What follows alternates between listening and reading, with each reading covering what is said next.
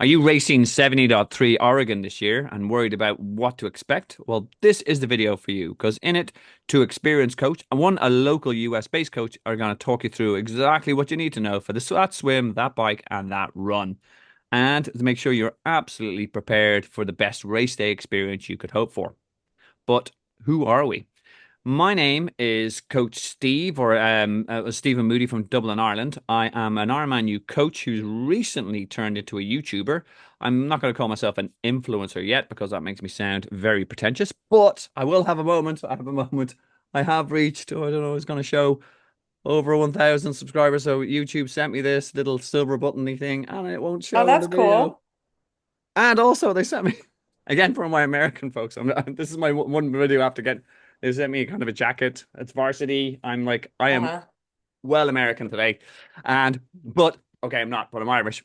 But who is American and who is also a Kona champion and also a fantastic coach and a friend of the channel is Coach Wendy Mader, who is going to talk us through the course, but a little bit of background about yourself, Wendy, and what we're going to talk about today. Well, I'm entering my 33rd year of doing triathlon. I haven't missed a race in 33 years, and I've been coaching for about 25, a little over 25 years now. And I've done, again, most of the Ironman North America 70.3s, 140.6s. Back in the day, they weren't called that. They were just called full Ironman and half Ironman. And so I've really kind of been around, even though I started in the early 90s, I feel like I've kind of been around since the beginning of the Ironman distance races and the half Ironman distance races. So I'm definitely well experienced as an athlete and coach to kind of talk about them all. And again, I'm not going to let her away with this, but look, this is her winning Kona, which is the Ironman World Championships. If you're new to the sport, it is a huge deal. So as I said, I love chatting to this lady. I learn new things every time and all the rest. And it's probably the only time I'll talk to an age group champion, a Kona champion. But anyhow, It we was in will get. 2008, 17 years ago. Hey, I whoa, remember whoa, it like whoa! it was yesterday. You've won it a lot. You've won it in that eyes, forever champion in my eyes. Rightio. But let's dive in again to use my standard pun about into the course, which we will talk about 70.3 Oregon. So obviously we will start off with the swim. One lap, point to point, Wendy. What can people expect on the day? So on the day of, you are required to walk the 1.2 miles to the start of the swim since it is point to point. I wouldn't worry about the walk. It's, pretty casual, pretty social. It'll actually give you a good warm up. And then you swim with a downstream. So if you're looking for a PR swim, this is one of the courses that's going to get you there. If you're currently battling like that swim cutoff and you're over, a 3 minute per 100 pool swimmer, you shouldn't have to worry about that because the downstream is going to almost guarantee that you should swim under that 1 hour and 10-minute cutoff. Fantastic. And again, just in terms of the walk, so this is your transition. That's where you'll rack your bike and all the rest. And we'll talk about that a little bit on. And then a walk up to the swim start. A little bit of a tip for myself: whenever we have these transition versus swim starts, if you are going to make sure you have an old pair of runners or an old sort of Crocs, or was it hotel slippers you don't need, so you can Yeah. walk up with them and make sure you check them in the bin at the end, and therefore you're not going to stand on something on the little bit of a mile walk because that would be a really bad start to the day. Um, Water Don't forget your quality. wetsuit. Don't forget your wetsuit. You don't want to walk a whole mile and a half to get your wetsuit and then another mile and a half back.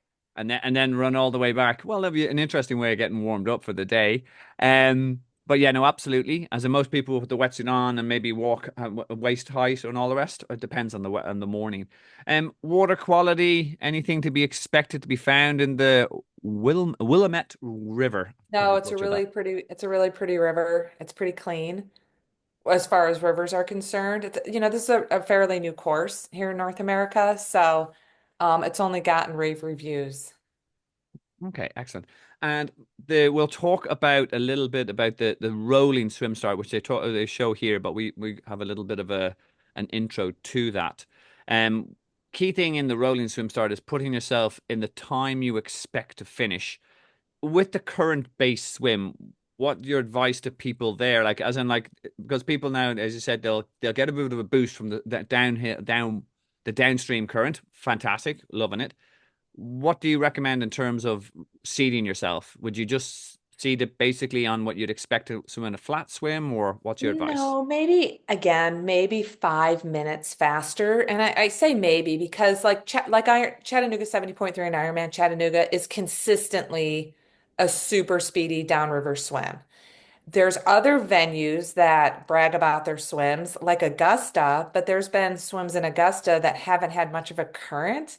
So if you go into Augusta expecting to be 5 or 10 minutes faster, you may not be because sometimes it just depends on the flow that day or how much they let flow in. But Chattanooga is really known for it.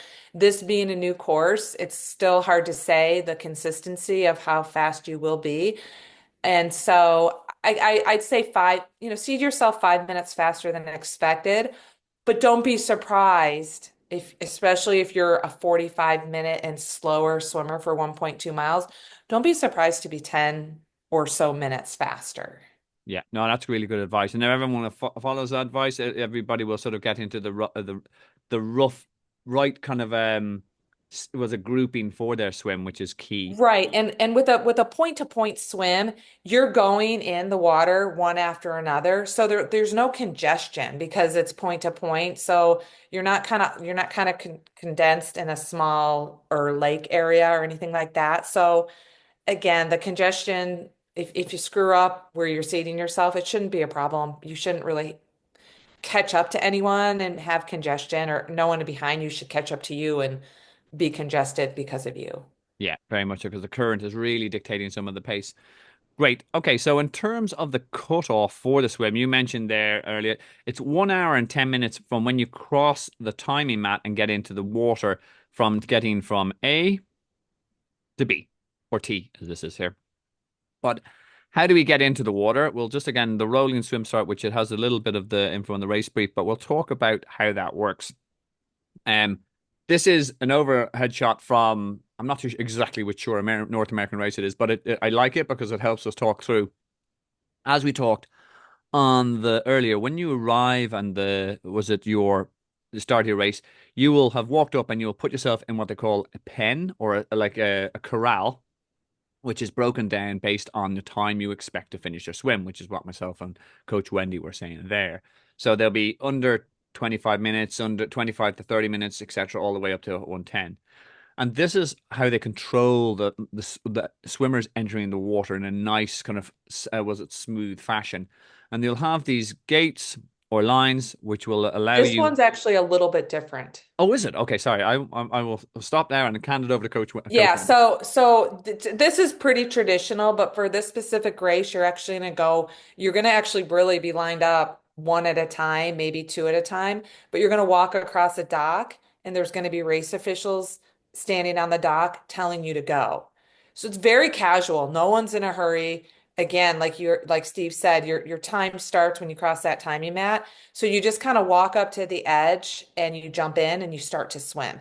And that's exactly how, if you've ever done Augusta, how Augusta is. You kind of walk up on a dock one at a time, and then the officials are just kind of like waving you in the water, maybe every 5 seconds, but there's not that long between well, not pushing, but waving someone in the water.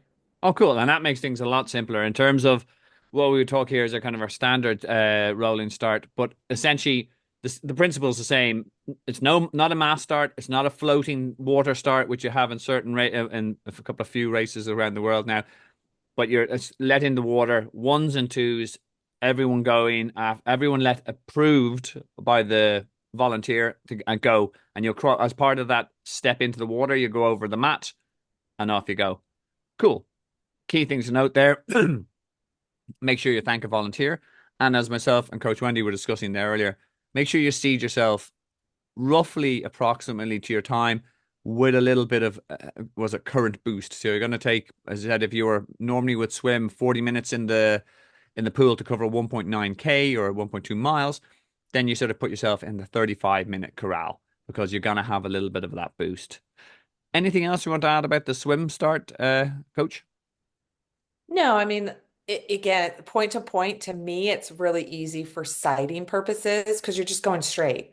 There's no turning around buoys, there's no turning around anywhere. You're just going straight to 1.2, 1.9K away from you. So sighting, you should still practice sighting, but it's not going to be as much of an issue because it's a little bit of a narrow river and you just go straight. Yeah, absolutely. And we have to admit, Coach, Coach, Coach Wendy is not a massive fan of point to point because she's a super strong swimmer, so it nullifies her advantage. Whereas my swimming's my weakest. I love point to point swims. Each one to their own. So this is one of the races we will consider racing against Wendy. As I said, we're not doing anything where I have to yeah, you expose how bad a swimmer I am relative to yourself. Um, anything else then on the swim course? Or we'll pop on. No, I think that's it. There's no, some 70.3 Ironmans will allow a pre-race day before swim. They do not have that in this venue. So you will not be able to do a practice swim before the race. Okay. And Any so you tip? won't be able to warm up either. You won't be able, a lot of times I always recommend athletes warm up in the water, for 5, 10, 15 minutes. You won't be able to in the water, but you can still do your own warm up, jump. I like to do jumping jacks and arm swings and jogging in place. So if you're someone who's going to be starting your race 30 minutes after the pros start, that's something you could be doing is warming up your body while you're standing in line by jogging in place. Oh, cool. And also one of my standard questions I forgot. Wetsuit legal normally? Wetsuit legal, yes. Cool. And then to add on to Coach's great tips there about warming up, what I also recommend for my guys is have a bottle of water, which you're going to be drinking anyhow, but also pour it down the front of the wetsuit to get a little bit of like, oh, that feeling of ideally cold water down the wetsuit and that, splash it on your face again, rather than the first time you get hit by H2O is when you hop in the water. It helps a little, but again, Yeah. so just a couple of other tips. Anything else then, Coach? No, I think it's pretty straightforward. Literally. Alrighty. Okay. So we've made your swim. You've got your PB swim as Coach Wendy's prediction.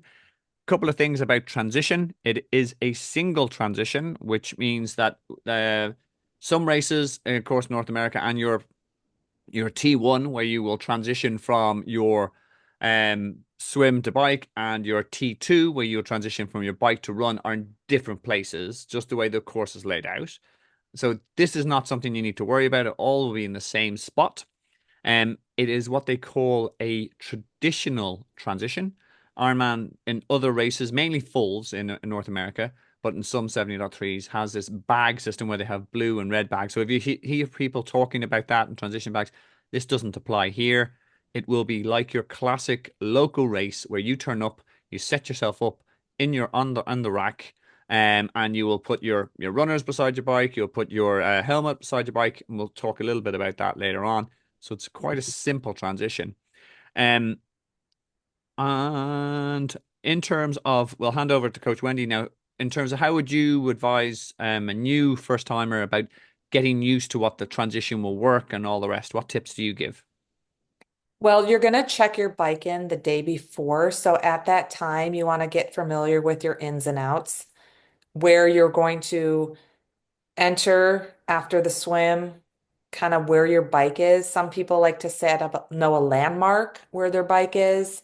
So just kind of pay attention to that because, and you will be allowed because you're going to have to set up your transition in the morning. So you're going to be able to see it again in the morning, but it's going to look completely different in the morning, and it's going to look different than when you exit the water, depending on how many bikes are left in transition. So make sure you have a landmark of where you're going, know where you're entering, know where you're exiting on the bike, know where you're entering in the bike for T2, and then know where you're going to exit for the run, and then really get familiar with where the finish line is.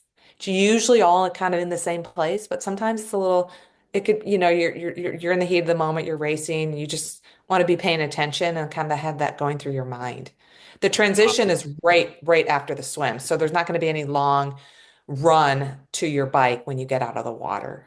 Yeah, no, absolutely. And it's so key in terms of it seems quite simple when you're walking it the day before, right? But then everybody has to remember the next time you see your bike or you'll be coming in after being was it horizontal for the last 30, 40 minutes, and there's lots of people running around, there's people cheering. So you have this big rush of adrenaline. So it's key, as Coach Wendy said, walk it find your landmarks, find something that's not going to move on the day. So don't pick out a big green bike that you said, oh, I'll be beside that guy. That guy or girl might be gone by the time you go, so that green bike won't be a landmark.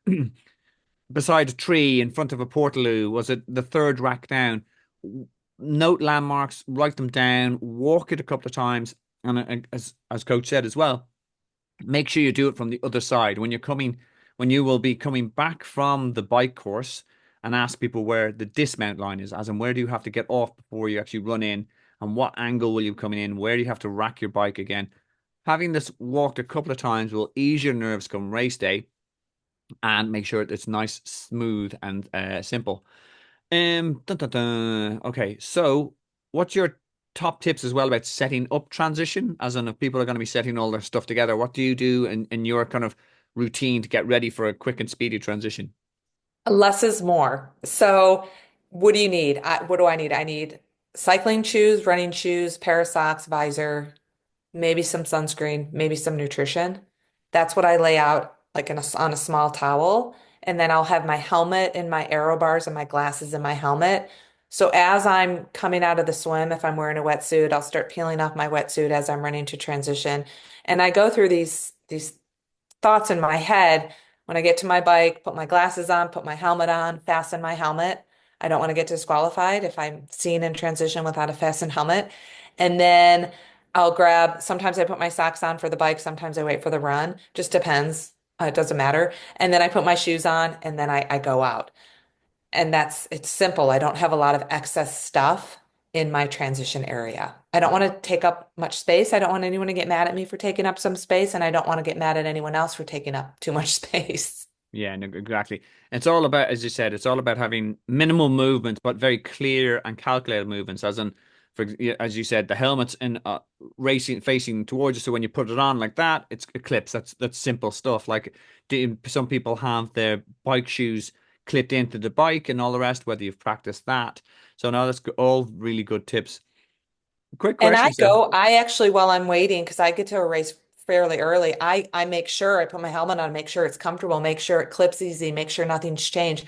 I'll make sure my shoes are loosely tied, or I'll have yanks on different types of laces, but I'll make sure my cycling shoes are open so I can easily slip my feet in them.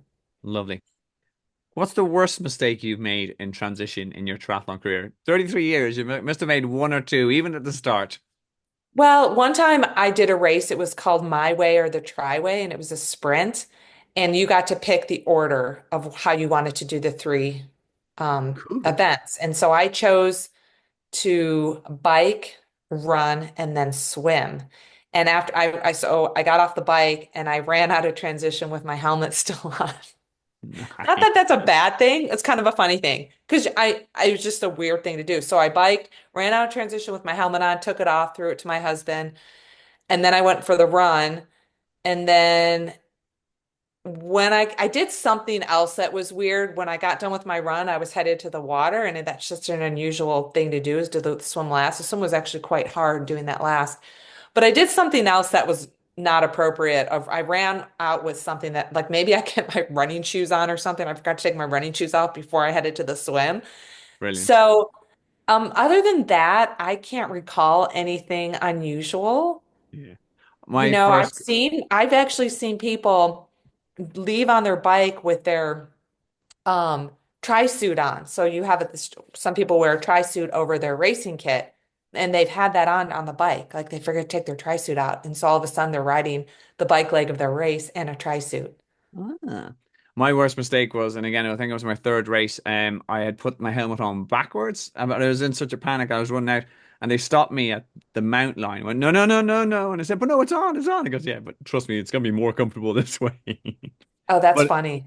oh, it would have been no, but again, like that sounds like a cool race. I love that one.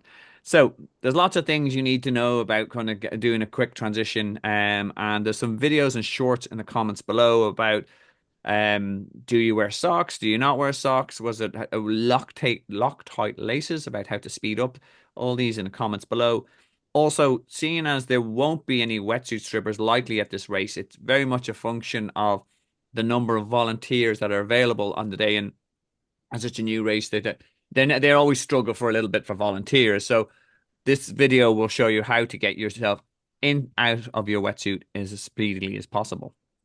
Okay, we'll move on from transition, and we hope you're enjoying the video. As I said, so please like and subscribe. It keeps me in these new red jackets, and also allows me to create more content, chat to more cool coaches like Coach Wendy, and bring you races. It might be not doing this one, or you might be doing another race later on, and have you covered. And also, so much check out Coach Wendy's Instagram account. I'm classically YouTube. She's way cooler and on the finger on the pulse with the Instagram stuff. She does some really good content. I'll give you also more details about her later on if you contact her because she's also, as you can see, a top coach. But definitely subscribe to her channel. Um, right, enough self-promotion. We're now onto the bike course. Out and back. Will you set yourself up for a PR swim? How are we going to be doing on the bike? Will this add to our PR or will it take away from Yeah, it? I mean, if it's not windy, you could be a PR bike. They classify it as a flat course. There is about 1,300 feet of elevation gain, which isn't a lot over the course of 56 miles or 90 kilometers. I prefer a little bit of rolling hill rather than a flat course. But being an out and back, you're going to have wind either on the way out or on the way back. Hopefully, I prefer the wind on the way out and I prefer tailwind on the way back. So I always tell athletes, expect wind, expect heat, expect hills. And if you can expect that and you can prepare for all that, then chances are you're going to have a better race day experience. It's going to be easier for you if there's no heat, if there's no wind, if there's no hills. Absolutely. Was it prepare for the worst? Was it expect the worst and prepare? Oh, you know that phrase. Um, no, Oh, so sorry. actually less elevation. I thought it was 1,300, but it's only 1,100. Yeah. And we'll talk about that in a moment. I was just saying, was it hope for the best and prepare for the worst? I think that's the phrase I was Yeah. looking for. Yes, Yeah. actually, on this is our one of our again, myself and Coach have this bugbear about these graphs. This makes it look like you're climbing up Mount Everest. The scale, right? So that's what you call it. You're going from 150 feet to was it 300 feet over kind of 2 miles. That's not a big hill, even though it No. looks like it. And anything in terms of the road surface, Coach, as in what can people expect? Is it good American roads or is it I haven't heard anything other than it's a good road surface. You know, normally with new races, there's definitely much more race reviews because it's a new course, but I haven't personally done this race, but as far as like athletes I know who have done it, they haven't said anything um that the negative? Yeah, roads were under construction or bumpy. It's Oregon. They're pretty smooth out there. I think well, I would expect really nice conditions. absolutely. And in terms of, you mentioned the wind and all the rest, in terms of bike selection, if you're lucky enough to have both a road bike in the garage and a TT bike in the garage, what are you going to bring to this race course to get the Oh, best time definitely possible? TT bike. Definitely TT bike. Because it's again, it's a flat course, TT all the way. Yeah, flat. And also, there's not an awful lot of technical turns on this bad boy either. You've got this guy here, couple of small turns here, but a lot of it you're on straight roads where you can get aero and blast out a big gear and off you go. Yeah. You have a turnaround point here, and then you're flying back as well. Um, anything else on the bike course that we think we should cover, or any advice for people, nutrition wise, or staying aero? What do you tell your guys for to prepare for a flat, fast course? Well, when they're in their last 8 weeks of their training, if they haven't been riding their racing bike or their TT bike, that's the time that they definitely need to get on there and get comfortable in that aero position. Aero position is fairly comfortable, but sometimes, your lower back is going to feel a little bit more sore. Your shoulders may feel a little bit more sore. So just get used to training on race specific terrain. And in this case, more on the flatter rolling hill courses. No need to do any mountain climbs in training during your last 8 week race preparation. No, absolutely. And also, it's great, a great tip as well, making sure you're using your race day equipment and also start using your race day nutrition. We'll talk a little bit of that later about and like how you're going to transport it, how you're going to, what's it feel like drinking your water bottle from a front hydration system or using from a bottle cage, or if you have gels stored on the bike, where are they going to go? How's that work, etc. So yeah, the last 8 weeks are where you really dial it in. Anything else on the bike course? No, I think it's a fun course. Absolutely agree with you. I love this part. I love flat fast courses.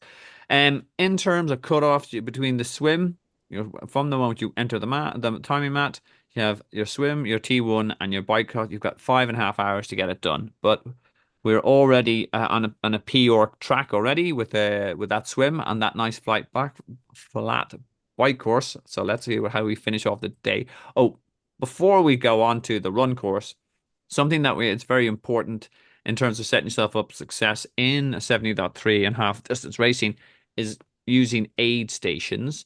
And again, this is the typical flow of an aid station in America. And I think I always hammer home first, bottle toss here and the last chance trash. These are two very important points because outside of these points of an aid station, you cannot litter, throw rubbish, or just like discard anything. Because if you do, two things will happen. One, if you're seen by a marshal, and there's lots of them on the course, they will rightly DQ you. The second thing, and that's a dumb way to lose your race day medal. And the second thing is you'll be known as a dick in the triathlon community. We are guests in Oregon. We have to make it very easy for Ironman to pop along and come along and walk away the next day as if we weren't there. We take only pictures. We leave only footprints. So this is key. And there will be volunteers here and all the rest, but again, just there'll be typically have like kind of football things or targets to aim at. So it's actually a bit of fun trying to keep the trash all in here. The other thing that we'll point out is like this is again, it looks like it's very compressed and it all happens within like 10, 15 meters. This is kind of 300 to 400 meters wide. And like there's lots of tables laid out and there's lots of volunteers holding out bottles of water, mortal hydration, food, as in bananas and energy bars, mortal gels, and again, another chance for mortal hydration, which will be in a pre-mixed bottle and it can fit into your bottle cage and water. There'll be volunteers standing here, holding it out, and you have to just communicate with them, get the bottle, get the fuel, get it on board, and get out safely. For me, this is key. The getting aid stations are a high risk and high reward. Higher reward than actually, because if you think about it, especially on a flat, fast course, this is going to be the area there's going to be most moving parts. There's volunteers, there's bikers trying to go to into an aid station, there's people throwing bottles in towards the volunteers, but that's acceptable. But there's lots of therefore, if you're not paying attention, you could become a cropper. So when you're coming into an aid station, A, know where it is. B, be clear what you want to go in and get out of it, and make sure you communicate to your fellow riders. I'm going to the aid station. Don't suddenly veer across the road and take out a couple of riders. You don't have to stop. I don't have to stop, but you can if you want. A lot of people will slow down, grab a bottle, put it in the bottle cage, grab a bit of food, put it in the back of their tri-suit, etc., and then move out.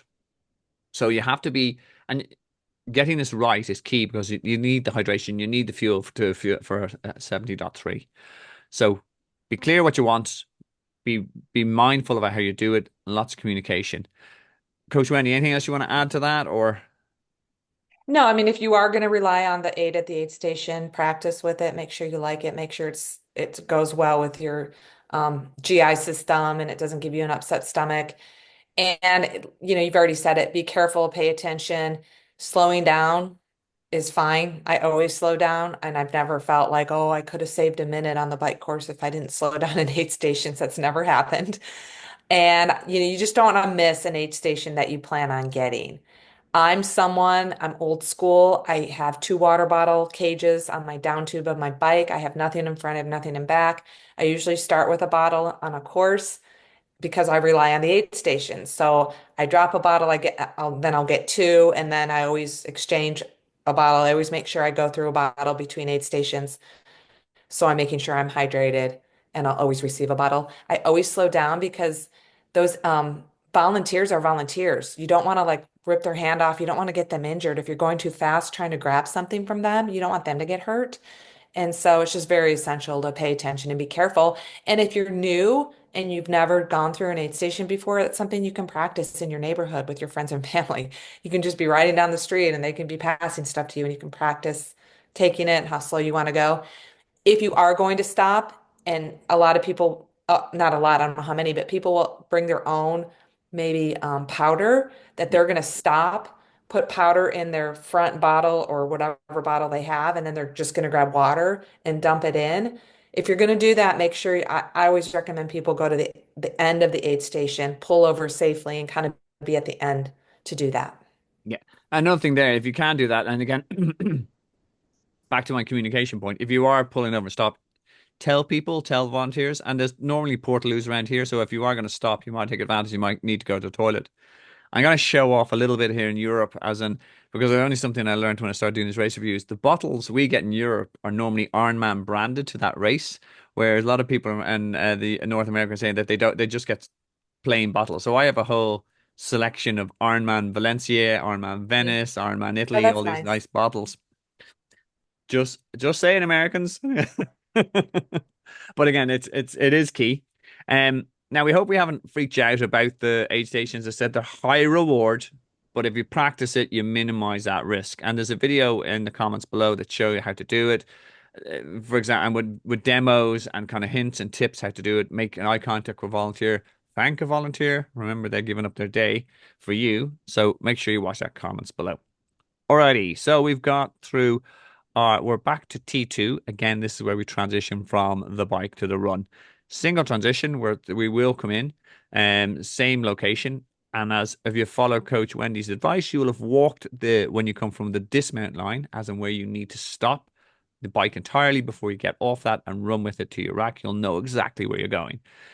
There's no likely no bike catchers. This is more of a full VIP treatment where you're doing a full distance one where someone will catch your bike. So you're gonna have to rack your bike. So that just make sure you have that. Um, your top tips, or for anyone heading into T2, what should they be doing in preparation, or what should they do when they're in there? What's your top tips? Well, and again, because I have experience, I know what to expect. I'm going through the routine as I'm running my bike into transition. Sometimes I'm able to slide my feet out of my shoes and my shoes are clipped in. Other times I just end up jogging with my cycling shoes on to my transition. Just make sure you rack your bike where you got it. Don't try to take up someone else's space because then it's going to be really confusing for them to know where to rack their bike if you take up their space. I go through the motions. I rack my bike. I take my helmet off and I put it back on my bike. I take my cycling shoes off, put my running shoes on, grab my visor, grab my bib number on my racing belt. And as I'm running out, I'm putting on that visor and I'm putting on my bib number. So I'm pretty quick when it comes to the second transition. But No, I have the absolutely. experience to know how to be quick. I don't dilly-dally. I just get in, get out, keep moving forward. Even if I'm a struggling that day, I still am moving as quickly as possible. Absolutely. Again, and we have a phrase in the squad which that NGHIT2. Nothing good happens in transition two. Don't sit down, don't think about it, don't sort of go, wow, look at your watch thinking I'm on for a PR. You won't be if you sit in transition too long. Your muscle groups get cold and all the rest. As soon as you've got your bike racked and you take off your helmet and you've got your runners on, you can move. As in, like, therefore, if you want to put on your sunglasses and a cap, do that while moving. Have your we have a rule that you have your an energy gel and your sunglasses in your baseball cap. So as you're moving along, go, okay, right, I'm running and I have to put the sunglasses on, then the cap goes on, I'll leave the gel. You can cover 300, 400 meters in that motion rather than stand still and do it. And therefore, you're 300, 400 meters closer to the finish line. Um, yes, I'm absolutely all about smooth, quick transitions. Anything else from your side, Coach Wendy? No, I mean, hopefully anyone who's preparing for this event has done their what's called brick workouts in their training. They've done the transition ones runs. They know they practice their transitions. They know how their legs are going to feel. They have a plan of attack of how they're going to approach transitions because they've done it in training. That's the important part.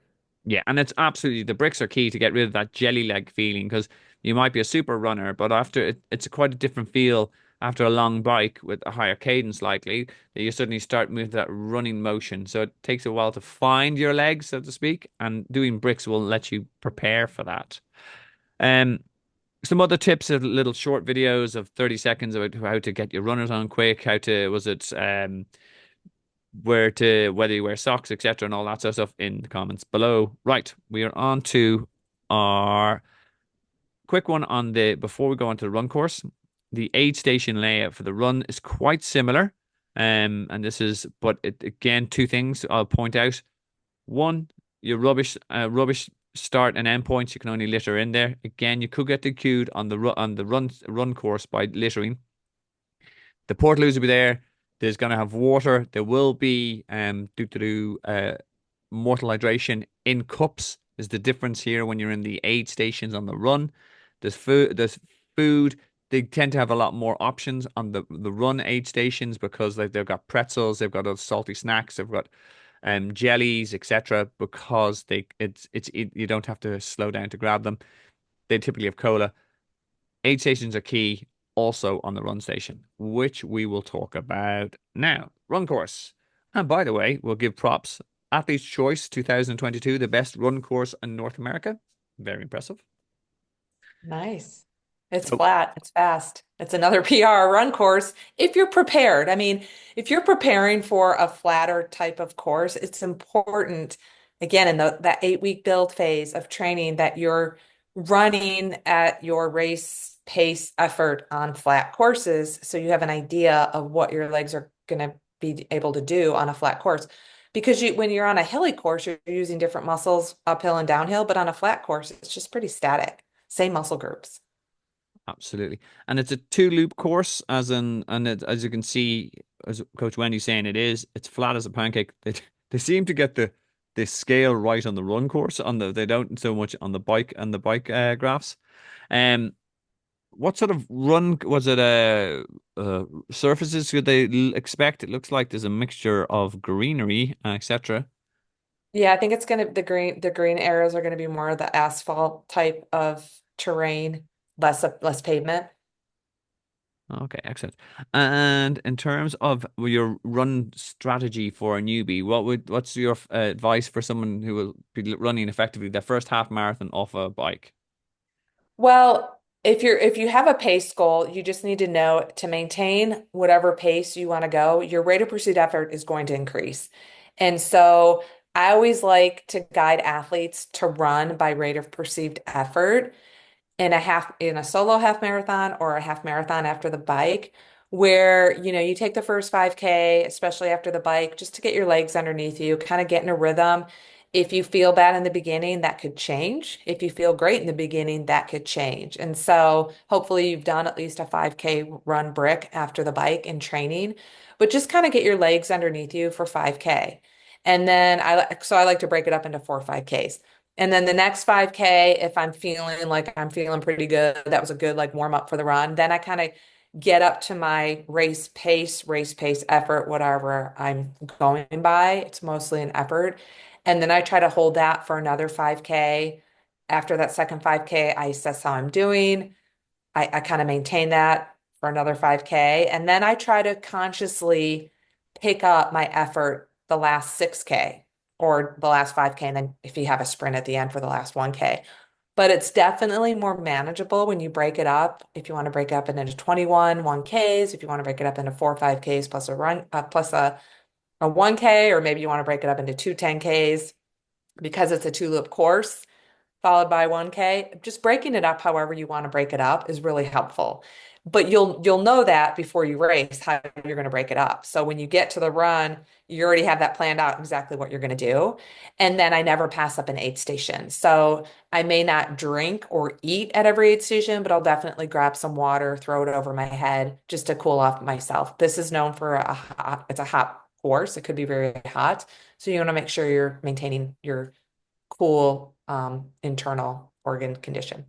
Yeah, no, I think it's massively important because I think if you think about it, it's quite overwhelming. Or like have a half marathon, you might not never done a half marathon in entirety before, or you might have only done a couple. It's quite daunting. So breaking up into those bite-sized chunks as a guy, look, it's as you said, 4 or 5 Ks doesn't sound half as daunting, and it allows you to work out your pacing. It's a great tip. Um, in terms of, as I said, if it does get hot in the run, what sort of tips do you have to keep your core temperature down, or what will you do if you feel the heat's rising to make sure it doesn't derail your race? Well, if they have ice on the course, which most races will, I'll put ice down my sports bra. If I usually wear a visor, so I don't, but if you're wearing a cap, put ice in your cap. Put ice in your extremities. A lot of races, if it's really hot, will have sponges or hot or cool towels soaked in um, ice water. Grab those, put something around your neck, put it in your armpits, whatever you need to do to maintain a cool internal environment. It's mostly cooling, making sure those extremities, um, armpits, groin, and head stay cool because that'll kind of keep the whole body cooler. Yeah, absolutely. And it's more important on the run because on the bike, there's like, even if it's hot, there's that wind kind of cooling effect, and you may not notice it. So it's also for me as well, it's keeping on top of your hydration. But hydration is kind of it's the wrong. If you can overdo hydration and end up running with that sloshing feeling. So definitely, yeah, the ice, and even if pouring a bottle of water on your head, because then that allows the water to evaporate off, and that kind of takes some of the heat as well. So don't be overly reliant on taking in liquid if you feel like you're overheating. It's that, as Coach Wendy said, pouring water down your top. If there's ice, put it down, and all the rest. And if there is any shade on the course, try to run in that to give yourself a little bit of respite. It doesn't look like it may have that, but again, everything you do, and just evaluate yourself as you're going. If you are overheating, do ease off the pace a little bit. Trying to run to a set pace, but even though it's a couple of degrees hotter than you expected, is a recipe for a disaster. Yeah, Um, and if it is hot, another way to break it down is to just kind of mentally run aid station to aid station and you walk through the aid station. You know, that'll help you cool down, that'll give your legs a break, and then you're able to kind of sustain a running pace if you practice these walking in the aid stations. You know, maybe you're in an aid station for 10, 20, 30 seconds. That'll help bring down that core body temperature if you feel like you're overheating. So that's another Absolutely. strategy. No, absolutely. That's great. Great call. Alrighty. Any other last minute tips on the run course? No, I think, just can't stress enough to have a plan going into it and trying to execute your plan as best you can and adapt to the conditions if needed. And that's actually one of the values of having a great coach like Wendy in your corner. She will have you, your training is specific, and it'll take that data, and that will inform your plan. She'll tell you, she will pour all the years of experience she has from racing into it and make sure you've learned from her mistakes made over the years, and therefore you have a great racing experience. So always worthwhile looking at a great coach. Um, in terms of from our swim time, our T1 time, bike time, and T2 and run, you got 8.5 hours to get this done. So yeah, I'm leaning towards what you're saying here, Wendy. This is a PR course, so hopefully, as in there won't be anybody too many people too close to that cutoff time, but it's good to know. Um, Alrighty, we will talk a little bit about here's your finish line, as in looks like these guys got a hot race, and all the rest, but that's the red line, the red carpet you need to start visualizing as part of, and also as Coach Wendy said, when you're doing your walk around, make sure you check out the finish line before you start your race, because when things are tough, that's what you need to think of. You need to think of your why when you dip into your mental strategies to actually get yourself through. There will be low points on the bike when you're feeling, oh, wow, I've still got another 20 miles to go, or there'll be points on the run when it's hot. That's when you need to dip into your toolkit of mental was it hints and tips to kind of make sure you keep going. Knowing the finish line to visualize that is one of them. Having mantras, was it quick, easy catch, or was it always moving forward, or I'm doing it for XYZ. That will help you Mhm. going forward. So we will have a quick chat about some other considerations. We'll talk about the race day timetable now, and then we will have a wrap up. So I think myself and Coach Wendy have highlighted the importance of nutrition in this call. Make sure you have a strategy. Make sure you know what you're going to do. And there's a video in the comments below that give you kind of basic 70.3 was it guidelines about how to plan out your nutrition strategy, what you need to consume, when you need to consume it, how you're going to transport it, how you're going to consume it. If you are traveling to Oregon, you'll need a pack list, how you're going to get your bike there. There's a little video there on that. And this is the time where Coach Wendy will earn her money when 2 weeks out from the race, there will people start panicking and they'll sort of go, oh no, maybe I need another 100-mile bike, or maybe I need another 18-kilometer run, or I'm getting the sniffles, or I'm getting unfit. This is where what we call taper madness, where you panic a little. This is where myself and Wendy get WhatsApp messages, emails late at night, and we're sort of going, we're talking people off the edge. You are ready. The hay is in the barn. Just ease off. You do not need to do any more training. It's that weird phase where, as I said, I get the most contact from any of my athletes. How to set yourself up for race day success. Watch this video again. Tell your friends. That will guarantee you a PB. Also, read the athlete brief. Read the athlete briefing when it comes out. Attend an athlete briefing because things can change in 70.3, as in there might be minor course changes. There's also new rule changes that have just been announced by Ironman in terms of front hydration systems you can and cannot use. They announce different super shoes you can't use. Make sure you know this stuff beforehand. Is a moving it's a fluid picture. This video will prepare you for 90 to 95% of all the things that are going to happen on race day, but the other little things you need to keep on top on. And there's other stuff in here. Plan out your logistics, book your bike in for service. Simple things. But if it's your new first 70.3, you may not have remembered it. Okay, right. The venue key timetable. It's a Sunday race, so it opens on Friday for registration at 2 p.m. and there's also Saturday as well. What's your advice to someone traveling to their first 70.3, coach? What do you tell them to do? Get there early, as early as, I like to vacation. So usually the races I pick out is because I want to go vacation a little bit before and a little bit after. So I'll plan some time to see the city that I'm going to. And so for a Sunday race, Friday check-in, I mean, Wednesday, so you can just kind of de-stress Wednesday. Travel plans could change. And so you want to account for any delays in flight or traffic if you're driving. Get there Wednesday, that's your day off. And then Thursday, you can kind of give yourself some time to check out the town, check out the city, whatever. And then Friday, it's all about getting into race mode where you go check in, you get your bib number, your bike number, helmet number, you check out the venue, you check out the expo, and then you rest. And then Saturday, you just where you got to go back to the expo area, check in your bike, and then you rest. And so I mean, Wednesday would be great. Obviously, Thursday at the latest. I wouldn't get there Friday because that's when check-in, that's kind of when everything starts. And you want to just account for things to go wrong. Yeah. And if they don't, that's great. No, absolutely. It was funny. I was on one of the forums there, and there was a guy. He's doing Ironman Barcelona. He was asking, "When's the latest I can possibly arrive in?" And within there was 60 comments going, "You, dude, you do not want to arrive there at the very last minute." He said, like, "What happens if your bike gets lost in transit, or do you need something done to it, or?" And the stress of actually just literally, he's asking, like, "What time does registration close on like it's a Sunday race? Like, what time does registration close on the Friday evening?" And I'm going like, "Wow, no. It was stressing me even thinking about it, going like, why do you Yeah. invest all this time in training and skimp on, as you said, the energy in an Ironman venue is something hard to describe. So you want to get there, you meet chat, you meet your club mates, you meet other triathletes you know from that. You want to have that moment to lap it all up. The racing is your reward for the hard training. Like, don't Mhm. cut that out. Um, so definitely the again also there's some other item key days. There's an athlete briefing at 6 p.m. on the Friday and the Saturday. By the way, these are from last year's timetable, so do check out the latest briefing to make because these times might change, but this is a good indicator. They tend to have a playbook where they go, right, this is when it happens because it's all like clockwork with Ironman. But as we said, make sure you attend an athlete briefing.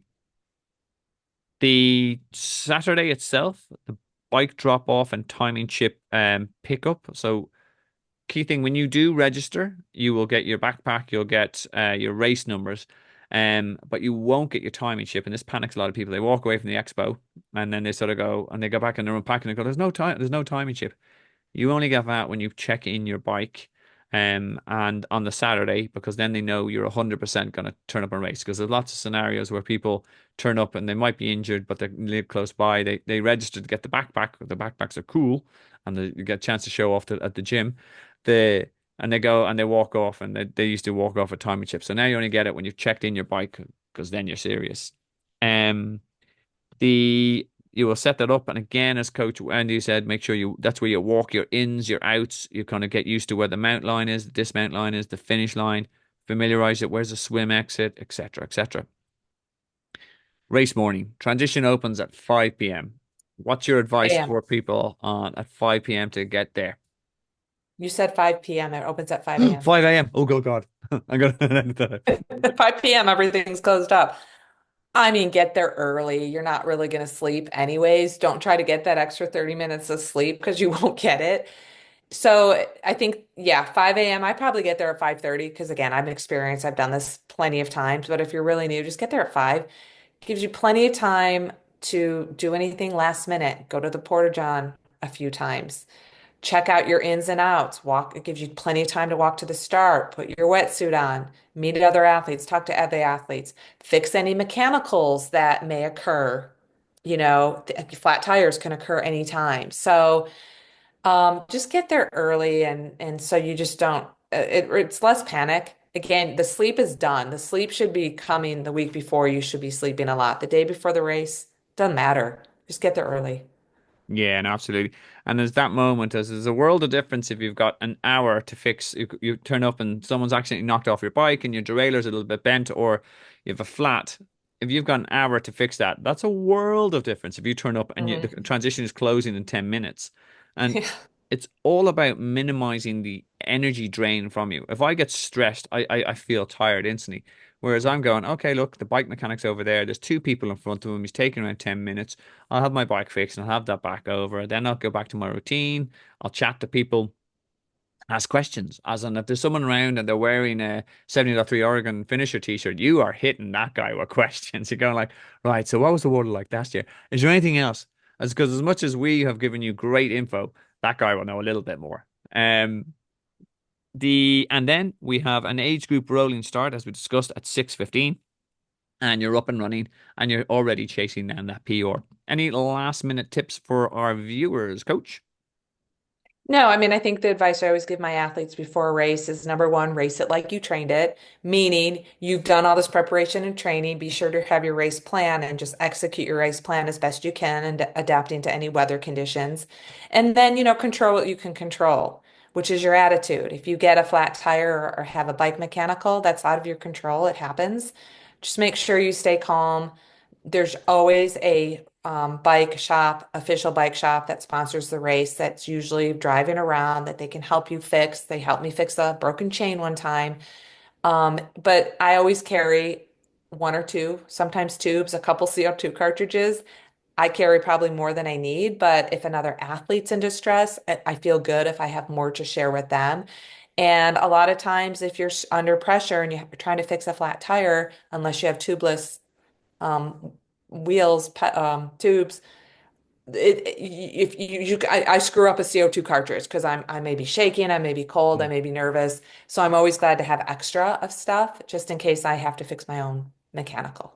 Yeah, no, absolutely. And it comes down to that having the more time on that. Right.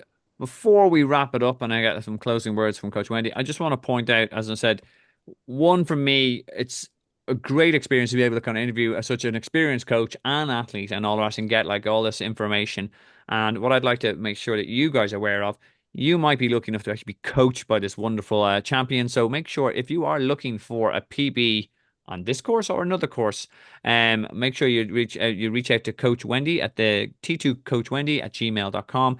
And even if you just want to hit up her last couple of questions, she's a very generous lady with her time. But also, if you really want to get the absolute best out of your season, you would actually start talking to her about potential coaching engagement. So that is all I have to say. And again, I I can't thank you enough for all the time, the experience, and the positivity you bring to these videos. It's absolutely fabulous. As in, like, I know everybody it sends me messages that they're all positive about. They feel energized. You can see it in the comments on YouTube. You see it in the comments on and Facebooks. They get excited about races. They pick up things that they wouldn't have thought of. So thank you from on behalf of all the viewers, Coach. Thank you very much. Any last minute words before I make you No, blush? thank you, everyone. Again, have a great race. Stay positive, have fun out there, be safe, be aware, be safe, and smile and keep your arms up across the finish line. That's really important. You want a really nice race day photo. Which, if you look at the beginning of the video, that's exactly what Wendy did when she won Kona. See, I always like getting it in. Fantastic. Okay, we will leave it there. Thanks everybody for watching. Thank you.